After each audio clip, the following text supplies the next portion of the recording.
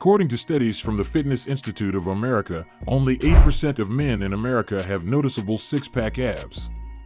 Other research, such as that undertaken by the American Council on Exercise, has suggested that it could be as high as 10%.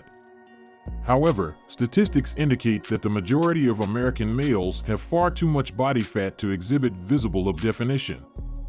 Welcome back to another exciting video from Fit Flourish Fever. Today's video is about why 92% of people never get abs. Before we start the video, please like, subscribe, and press the bell icon. Only 3 to 5% of the population has a body fat percentage between 6 and 13%. This is a typical range in which your body fat is low enough for your abs to pop and show. The primary line is that almost everyone who watches this movie can acquire abs, but just most people make critical errors that will prevent people from ever seeing well-defined abdominal muscles. The first problem is that most individuals need to be more impatient. As previously said, viewing your abs necessitates maintaining a low body fat percentage, typically between 13 and 15%. Unfortunately, very few people ever find out what their body fat percentage is this low. If you have a layer of fat covering your abs, you won't be able to see a six-pack.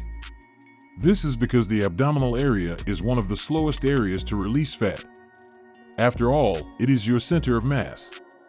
As a result, your body expends little energy to preserve the fat around your stomach. That's why you'll notice fat loss from your face, arms, and legs before you notice it from your belly.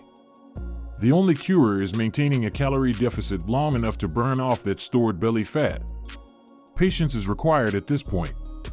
Many people become demotivated when they don't see fat loss around their abs, and this causes them to slack off on their diet or quit totally. Instead, if you keep going and maintain a calorie deficit consisting of good foods, your body will ultimately start drawing from the fat around your abdomen. This may require months of constant effort. And, regrettably, every time you lose desire or trust that you're making progress and abandon your diet plan, you put yourself back significantly since, while the belly area is one of the last places to go, it's also one of the first places your body chooses to store fat. When you regain it through binging or quitting your diet, if you want to see your abs, commit to eating healthy and staying in a calorie deficit until your body fat percentage is low enough. This leads to another critical problem, not constantly altering your food plan as you lose fat and leaner. When most people begin a diet plan, they calculate their calorie deficit only once. However, as you maintain a calorie deficit and reduce fat, several things start to change. It's paradoxical to believe that having extra body fat increases your resting metabolic rate. But consider this, if you're hauling an additional 20 pounds everywhere you go, all non-exercise related movements will need more energy, you may lose some muscle while shedding fat, and adaptive thermogenesis will kick in and have an effect. The resting metabolic rate is slowing. When you reach a fat loss plateau, which is unavoidable given a long enough time frame, you must modify your calories and macronutrients to continue burning body fat.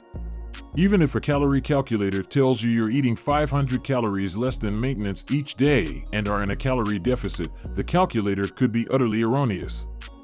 And the only way to tell if it's terrible is to see if you're burning fat. If you're not losing inches and haven't seen any change in the mirror for weeks or months, but you're also not gaining body fat, then your current diet is keeping you at maintenance. Even if you first lose fat with this diet and calorie deficit, it is now your new maintenance. To correct this, try lowering your diet by 200 to 300 calories daily each time you reach a plateau for a few weeks. Reevaluate a few weeks later, and repeat this process if you get a table. It will likely take several changes to get your body fat low. To see six-pack abs and to talk about six-packs. Another potential issue that I must highlight, and the only one that is beyond your control, is genetics. Because of the structure of the rectus abdominis, some people cannot physically achieve six-pack abs. The rectus abdominis is the external layer of abdominal muscle called a six-pack. However, it is one sheet of power rather than the 6 individual strengths that it looks to be. Tendinous inscriptions are what make it appear like there are different muscles. These tendons run between the rectus abdominis and are heavily influenced by heredity. Most people will have 3 to 5 tendinous inscriptions, which exist in various thicknesses, widths, and even asymmetrical patterns. This explains how a man can have flawlessly symmetrical 8-pack abs while keeping a low body fat percentage. Meanwhile, another guy with the same proportion of body fat can only see a 4-pack. As a result, having an 8 or 10-pack, or even a 6-pack, should not be your goal. Regardless of how many blocks appear, anyone viewing this video can get skinny enough to see abs. Because you can't add more tendinous inscriptions when you are thin, you shouldn't compare your abs to some model who genetically has different looking abs at an anatomical level.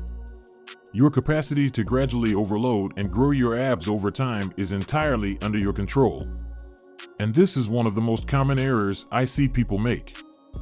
Most men need to train their abs with free weights.